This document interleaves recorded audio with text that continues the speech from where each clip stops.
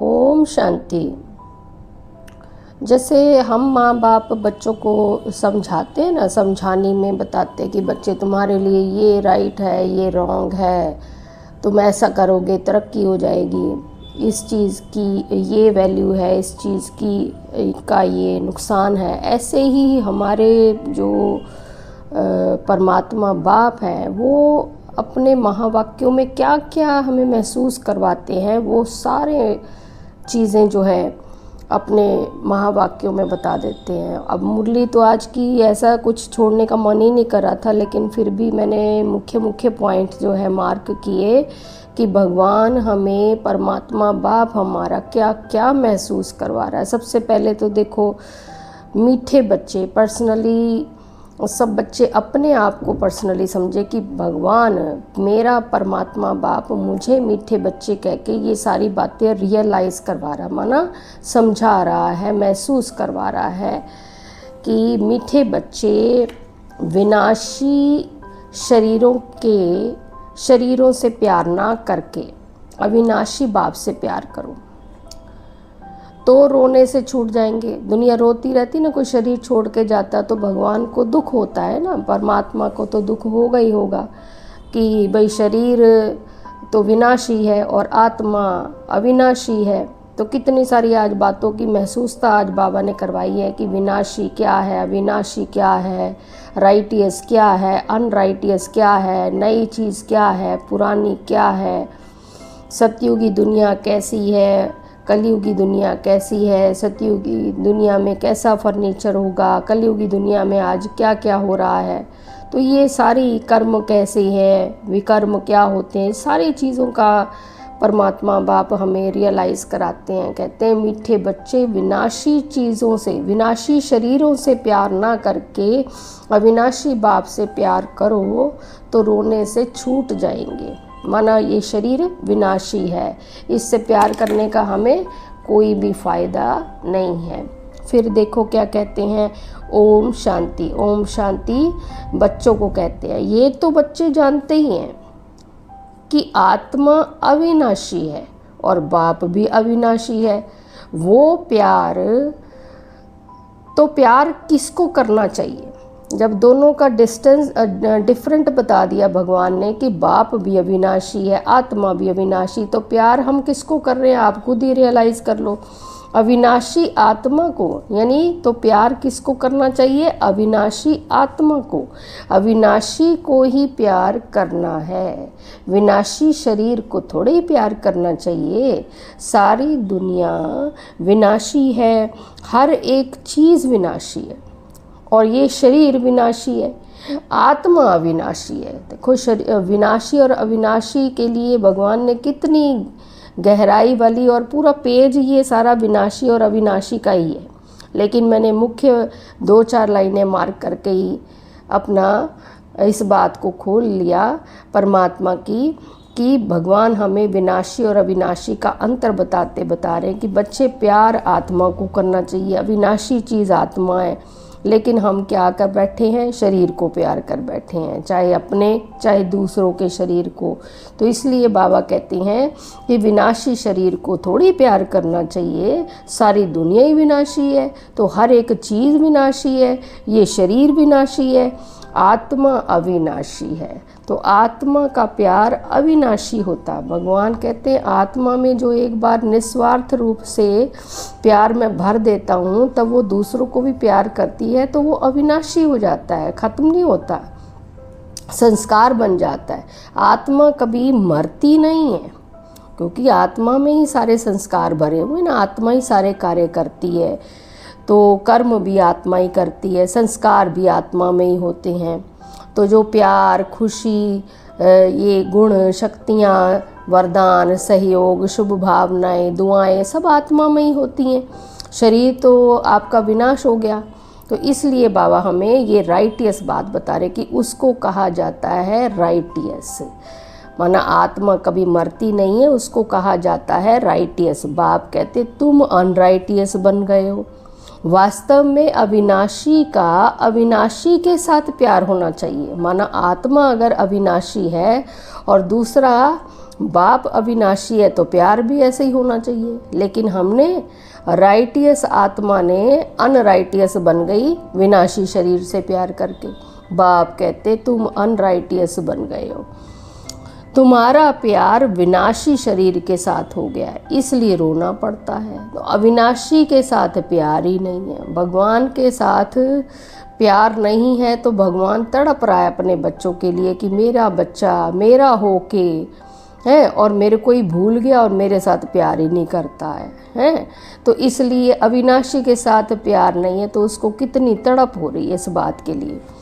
आत्मा एक शरीर छोड़ जाए दूसरा पार्ट बजाती है, ये तो खेल है, ये भगवान ने खेल रचा है। लेकिन कई लोग मानते नहीं हैं क्योंकि वो जो खेल बनाया है 5000 वर्ष का, अब जो 5000 में जो 2500 वर्ष लेट ही आया है उसको क्या पता खेल का कि भगवान ने कैसा ये खेल रचा है। लेकिन हम गाते रहते हैं कि किसने ये सारा खेल रचाया, किसने सूरज चांद चमकाया, लेकिन बस गाने के उस पे गाते, समझते नहीं है। आत्मा एक शरीर छोड़ जाए दूसरा पार्ट बजाती है, ये तो खेल है। तुम शरीर में ममत्व क्यों रखते हो? देह सहित देह के सब संबंधों से बुद्धि योग तोड़ो, अपने को अविनाशी आत्मा समझो। आत्मा कभी मरती नहीं। माना भगवान ने ये नहीं कहा कि उनको रिश्तेदारों को अपने घर परिवार को छोड़ दो, पालना करो उनको, शरीर के साथ रह के उनको प्रेम दे के उनकी पालना करो, लेकिन बुद्धि योग से तोड़ो। बुद्धि जो है उसमें फंसाओ नहीं, मेरा मेरा उनको मत करो, बुद्धि योग मेरे साथ लगाओ, क्योंकि तुम अविनाशी आत्मा, मैं तुम्हारा अविनाशी बाप, जो तुम्हारे घर वाले हैं उनका भी तो मैं ही बाप हूँ। तो इसलिए परमात्मा ये बात हमें बड़े प्रेम से एहसास करवा रहे हैं, महसूसता करा रहे हैं। ये तो बच्चे जानते ही हैं कि जो अच्छा कर्म करता है उनको शरीर भी अच्छा मिलता है, कोई को खराब रोगी शरीर मिलता है, वो भी कर्मों अनुसार है। अब ये कर्मों की बात पे बाबा आ गए।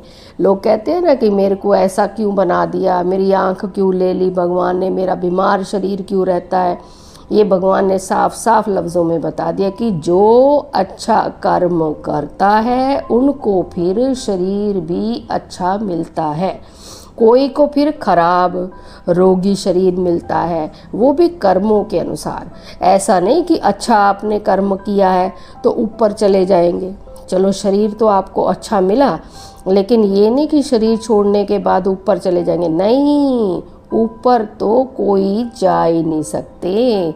अच्छे कर्म किए हैं तो अच्छा कहलाएंगे, बस जन्म अच्छा मिलेगा आपको, फिर भी नीचे तो उतरना ही है। भगवान ने जो खेल बनाया है, फिल्म बनाई हुई है ये, अब फिल्म को एंड तक तो लेके आना ही है ना। अच्छे कर्म करो चाहे बुरे कर्म करो, उसका रिजल्ट साथ के साथ आपको मिलता जा रहा है, लेकिन फिर भी नीचे तो उतरना ही है ना। खेल तो हमने जो इस 5 तत्वों की दुनिया में आए हैं, तो 5 तत्वों की दुनिया में एक शरीर छोड़ दूसरा शरीर छोड़, एक जन्म पास कर दूसरा जन्म पास कर, एक युग पास कर दूसरा युग पास कर, तो नीचे तो उतरना ही है। तुम जानते हो कि हम चढ़ते कैसे हैं।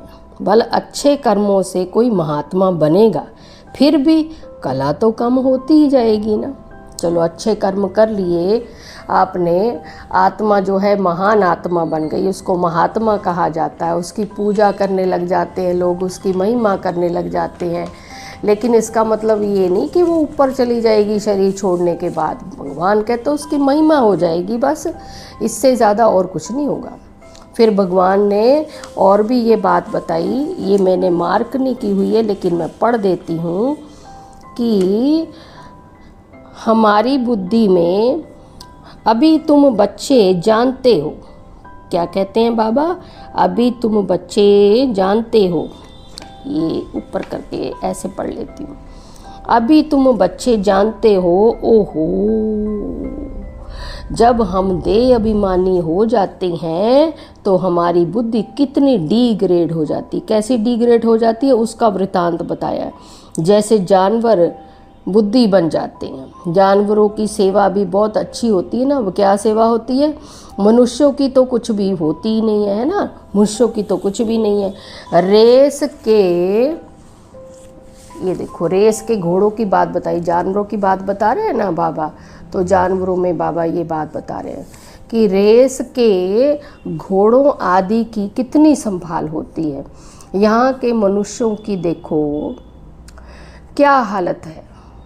कुत्ते को कितना प्यार से संभालते हैं, चाटते रहते हैं, साथ में सुलाते भी हैं। देखो दुनिया का क्या हाल हो गया।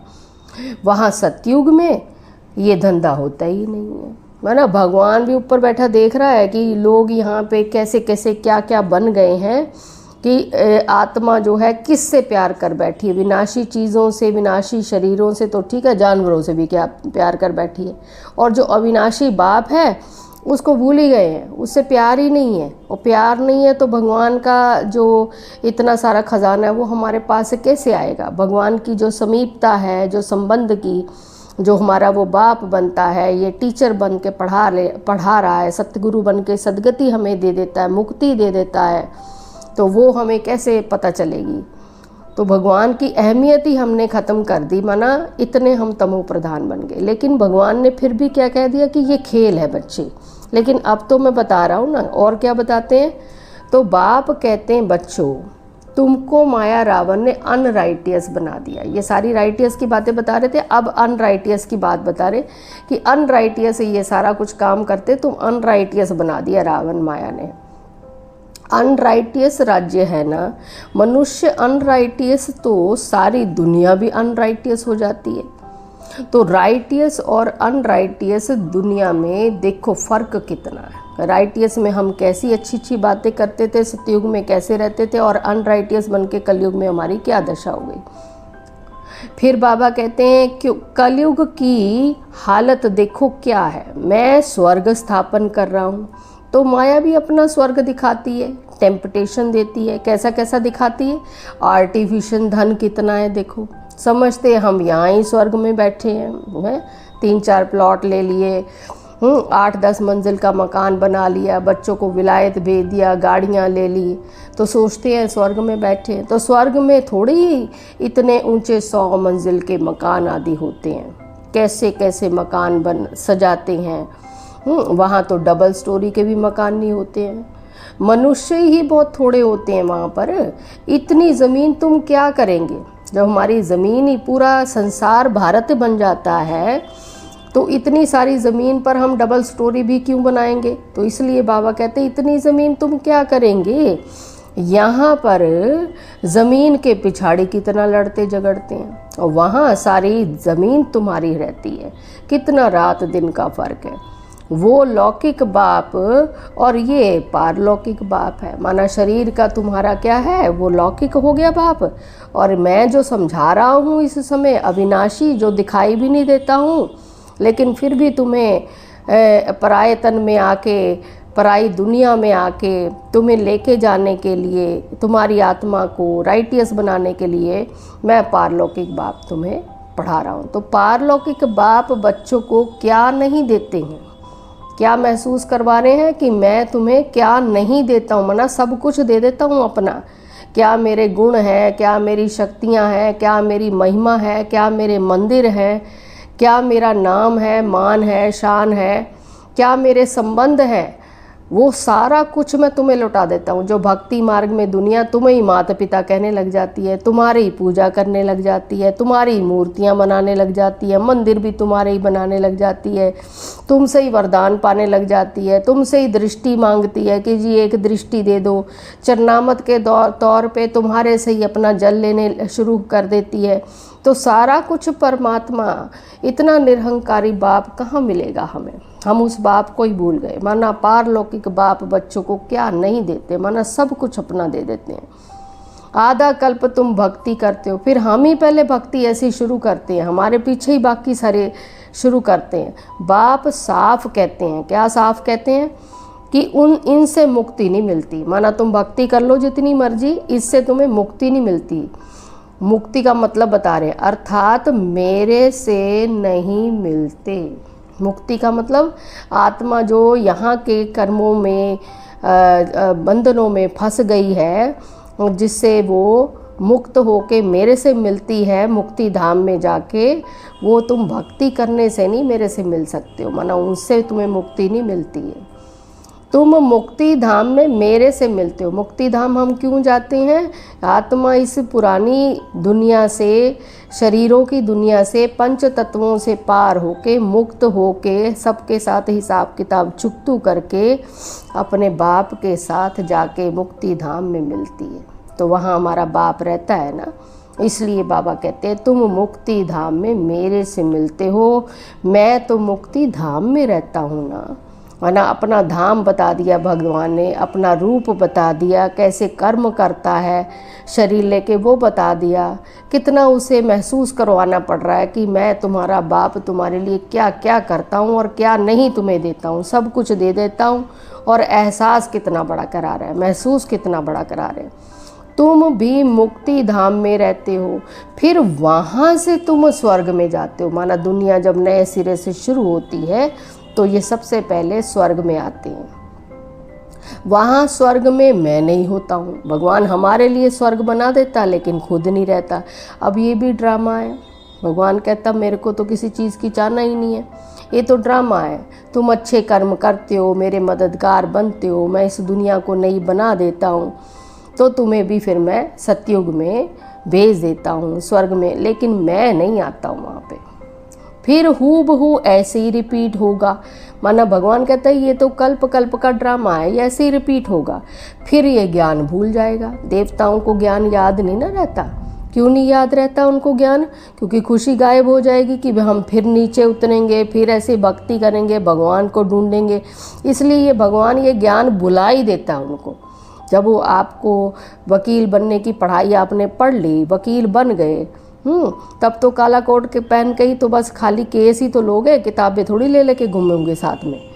तो इसलिए भगवान भी हमें ये ज्ञान भुला देता है, क्योंकि हमारा स्वरूप ही ज्ञान स्वरूप हो जाता है। ज्ञान के सागर के बच्चे मास्टर ज्ञान सागर बन जाते हैं, अपनी गुण शक्तियाँ इमर्ज कर देते हैं। जैसे फल पक जाता है ना, तो फल पकने के बाद पेड़ पे तो रहता नहीं, वो नीचे आ जाता है।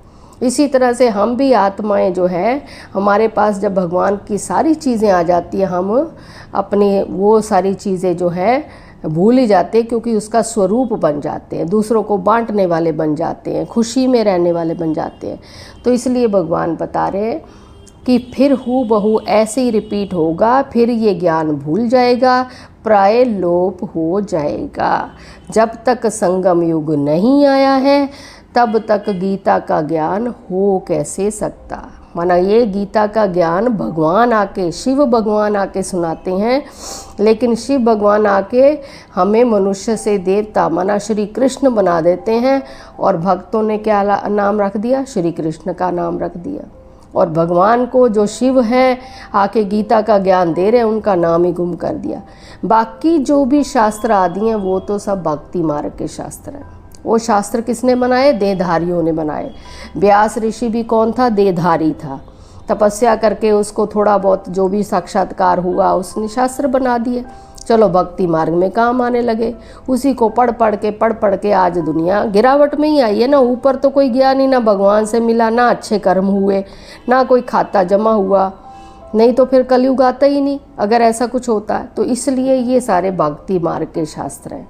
अब तुम नॉलेज सुन रहे हो। मैं बीज रूप ज्ञान का सागर हूँ, तुमको कुछ भी करने नहीं देता हूँ। क्या नहीं करने देता हूँ? पाँव भी पढ़ने नहीं देता हूँ। पाँव किसके पढ़ोगे? वो बता रहे हैं। पाँव किसका पढ़ेंगे? शिव बाबा के तो पाँव है ही नहीं है। मानो शिव बाबा तो निराकार है, वो तो हमें मुख लेके पढ़ा रहा है सिर्फ। ये तो ब्रह्मा के पाँव पढ़ना हो जाएगा। माना ब्रह्मा बाबा के तन में आते हैं तो भगवान कहते हैं इसके पाँव पढ़ोगे तो ब्रह्मा का पाँव, मेरा पाँव नहीं है ये। मैं तो सिर्फ मुख का आधार लेके पढ़ाई पढ़ाता हूँ तुम्हें। मैं तो तुम्हारा गुलाम हूँ। देखो इतना निरहंकारी हमारा बाप अपने आप को गुलाम कह रहे हैं। कैसे गुलाम कह रहे हैं? उनको कहते हैं निराकारी निरहंकारी। लेकिन निरहंकारी बनते कैसे हैं? निराकारी तो वो है, लेकिन निरहंकारी कैसे बनते हैं? सो भी जब वो एक्ट में आए कि भगवान आके पराया तन लेके पराई दुनिया में आके एक्ट करते हैं, तब तो निरहंकारी कहा जाए। बाप तुमको अथाह ज्ञान देते हैं। अब ये है अविनाशी ज्ञान रत्नों का दान, फिर जो जितना लेवे। अब भगवान तो मुरली चला रहा है, मुरली को जितना कोई समझ के पढ़ेगा उतना अपना उसके अंदर समाती जाएगी। अविनाशी ज्ञान रत्न लेकर फिर औरों को दान करते जाओ। माना बाकी बच्चों को तो इतना बुद्धि अनुसार ही समझ में आता है ना, लेकिन हम उनको भी समझाते जाएं जो हमें समझ में आ रहा है। इन रत्नों के लिए ही कहा जाता है एक एक रत्न लाखों का है। तो कदम कदम पर पदम देने वाला तो एक ही बाप है। माना ऐसे ही नहीं शास्त्रों में ये बातें लिखी हैं एक एक रत्न लाखों का। कौन से रत्न? जो इस समय भगवान आके हमें दे रहा है, ये रत्न। ये नहीं कि शास्त्रों वाले रत्न। तो और क्या कहते हैं, अब रक्षाबंधन पे आ गए कि रक्षाबंधन का पर्व भी मनाते हैं। ये कब की निशानी है? कब भगवान ने कहा कि पवित्र बनो? भगवान ने आके पवित्रता के धर्म स्थापन किया, पवित्रता के आधार पर नई दुनिया बनाई। उसके लिए सबसे पहले भगवान ने रक्षाबंधन मनाया कि तुम भले स्त्री पुरुष हो, लेकिन एक बाप के बच्चे तो भाई बहन बन गए। लेकिन दुनिया कहने लगी ये तो भाई बहन बनाती हैं। अरे भाई, भाई बहन बनाती थोड़ी ना, अपना आप पूरा घर में रहो, लेकिन सिर्फ भोगना ही तो नहीं भोगनी है पति पत्नी वाली। भाई रहना तो एक ही परिवार में है, पालन पोषण करना है। भगवान ने राखी बांध दी आपको, राखी पवित्रता की बांधी है। लेकिन ये लोग रक्षाबंधन का त्यौहार तो मनाने लगे बहन भाई का, लेकिन उनको ये पता ही नहीं है कि ये कब की निशानी है, कब भगवान ने कहा कि पवित्र बनो। ये मनुष्य को क्या पता कि नई दुनिया कब और पुरानी दुनिया कब होती है, ये भी किसी को पता नहीं है। इतना कहते हैं कि अभी कलयुग में है, ये दुनिया जानती है क्योंकि वो तो सामने दिखाई देता है। सतयुग था ऐसे भी बोलती है, अभी नहीं है। पुनर्जन्म को भी मानते हैं। एक तरफ कहते हैं कि आत्मा स्वर्गवासी हो जाती है, निर्वाण में चली जाती है, एक तरफ पुनर्जन्म की बात भी बोलती है सारी दुनिया कि पुनर्जन्म को भी मानते हैं। 84 लाख कह देते हैं तो ज़रूर पुनर्जन्म हुआ ना। माना इतना भी मानते हैं कि हाँ जी आत्मा 84 लाख लेती है, जबकि 84 लाख होता नहीं है। तो 84 जन्म होते हैं सिर्फ मनुष्यों के, 84 लाख तो योनियाँ होती हैं। तो निराकार बाप को सब याद करते हैं, वो है सब आत्माओं का बाप, वही आकर समझाते हैं। देहधारी बापू तो बहुत हैं। अब देहधारी कौन कौन से बापू हैं? जानवर भी अपने बच्चों के बापू हैं, तो उनके लिए तो ऐसा नहीं कहेंगे कि जानवरों का बाप।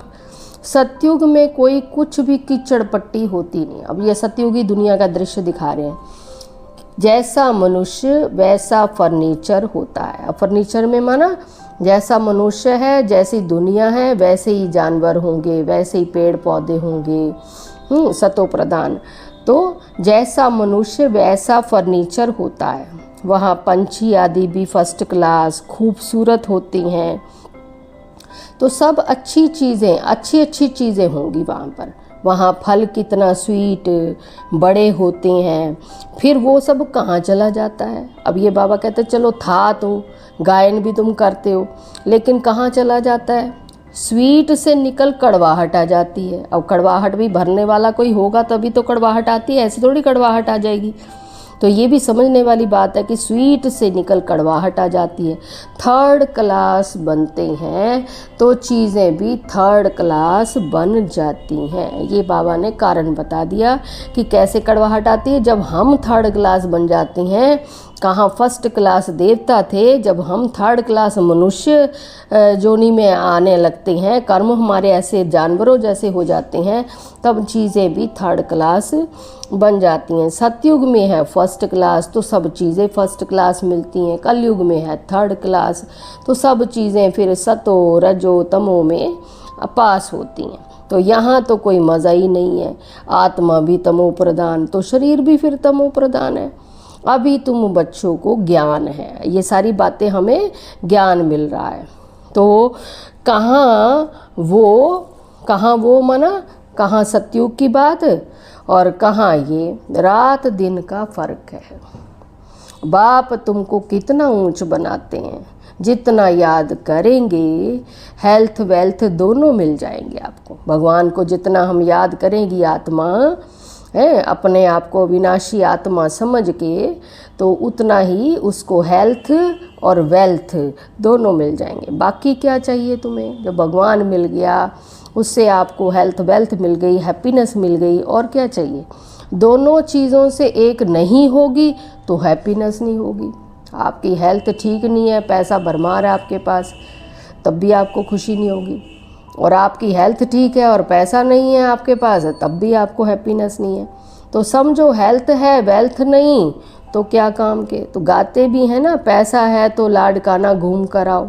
ये भगवान हमें बता रहे हैं कि पैसा होता तो तुम्हें खुशी होती है, तुम अपना एंजॉयमेंट करते हो। फिर क्या कहते हैं, बाप आते ही तब है जब अपार दुख है। अब आने की बात बता दी। लोग समझते नहीं ना कि भगवान आया हुआ है, मठ पंथ वालों को ही अपना समझते रहते हैं, लेकिन यहाँ भगवान साफ साफ बताते, बाप आते ही तब है जब अपार दुख है, कल फिर अपार सुख होगा। बाबा तो कल्प कल्प आकर पढ़ाते हैं, ये कोई नई बात थोड़ी है। वो बाबा जिसको बाबा सुनना कितना प्यारा लगता है वो निराकार है, हमारी आत्मा का बाप है। तो लेकिन वो कहता है कोई नई बात नहीं बच्चे, ये कल्प कल्प ऐसे ही चक्र घूमता, कोई नई बात नहीं, मैं ऐसे ही आके पढ़ाता हूँ। तो खुशी में रहना चाहिए ना कि हमारा असली पिता आया है, खुशी ही खुशी। अब ये अंत की बात है। भगवान कहता है मैं पढ़ा तो रहा हूँ, आके मुझे 87 वर्ष भी हो गए हैं, लेकिन फिर भी तुम्हें कब पता चलेगा? अंत में पता चलेगा। तो इसलिए बाबा कहते हैं अंत की बात है। रियल शांति किसे कहा जाता है, ये बाप ही बतलाते हैं। लोग शांति ढूंढते हैं ना इधर उधर जाके, शांति तो अपने ही गले का हार है, अपने ही अंदर शांति है। ये भगवान आके हमें समझाता है रियल शांति किसे कहा जाता है, ये बाप ही बतलाते हैं। तुम बाप से शांति का वर्षा लेते हो, उनको सब याद करते हैं। बाप शांति का सागर है। बाप समझाते मेरे पास आ कौन सकते हैं, फलाना फलाना धर्म फलाने फलाने समय पर आते हैं, स्वर्ग में तो आ ना सके। अभी साधु संत ढेर निकल पड़े हैं ना, कितने सारे मठ पंथ हो गए हैं, आर्य निकल आए हैं, राधा स्वामी निकल आए हैं। ये सारे बाद के हैं, इनको पता ही नहीं ऊपर वाले खेल में क्या हुआ है, सतयुग कैसा था, क्या कौन देवी देवता थे, कैसे कैसे भगवान ने खेल रचा, इनको बेचारों को पता नहीं है, क्योंकि उनका पार्ट ही लास्ट में आने का, अपने समय पे आने का।